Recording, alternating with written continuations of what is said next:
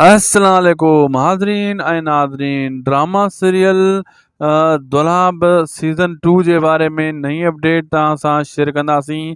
दोस्तो drama serial दुलाब ज़बरदस्त ड्रामो हुयो, पंहिंजे वक़्त जे हिसाब सां बहितरीन हलियो ऐं सीज़न 2 जूं ॻाल्हियूं बार बार दोस्त करे रहिया आहिनि। दुलाब सीज़न 2 यार अचणु घुरिजे। हा, दुलाब सीज़न 2 जे बारे में एतिरियूं कमेंट आया आहिनि, एतिरा मैसेज आया आहिनि दोस्तनि जा, तॾहिं मजबूरन मूंखे हीअ वीडियो तैयारु करणी पइजी वई ऐं मां ॿुधाईंदो हलां छा वाक़ई दुलाब सीज़न 2 ईंदो बि सही या न।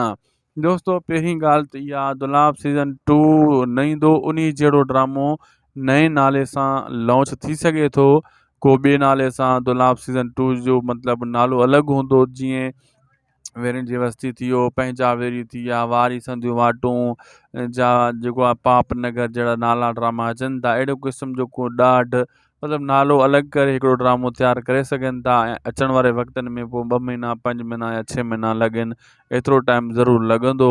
पोइ नयो नालो, नई ॻाल्हि ऐं कहाणी मिलंदी जुलदी दुलाब सां ई हूंदी। ऐं इहे ई जेका तव्हांजा कमेंट अची रहिया आहिनि, इहे तव्हांजा कमेंट असां पढ़ूं था, माशाल्लाह सुठा कमेंट अचनि था ऐं इहे अॻिते बि कमेंट वञनि था ऐं अॻिते जेको डायरेक्टर अदाकार सभु इहे कमेंट पढ़ंदा आहिनि। असांखे ॾींदा इजाज़त, लाइक सब्सक्राइब शेयर ज़रूरु कंदा आहिनि चैनल खे। अल्लाह हाफ़िज़।